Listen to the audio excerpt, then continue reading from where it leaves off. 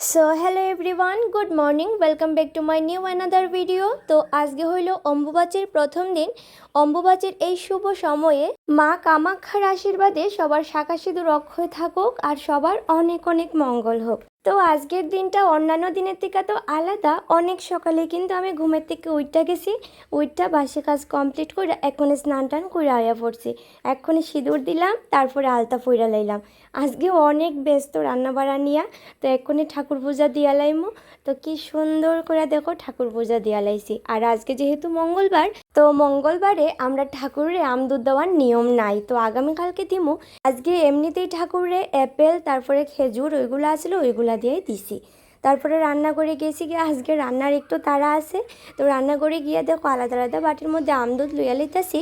কারণটা হইলো আজকে বাবা বিকালবেলা যাইবা গিয়া, তো আজকে যদি বাবারে আমদুধ না দে আর দেওয়া হইতো না।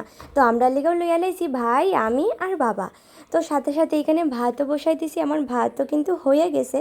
তারপরে এখানে রান্না করছি আজকে দেখো বেগুন দিয়া শীতল দিয়া, আর এখানে নলা মাছ কয়েকটা সবজি দিয়ে রান্না করছি, আর এখানে পুর সব রেডি করে রাখছি। চলো এবারে লেগে সবাই বাই।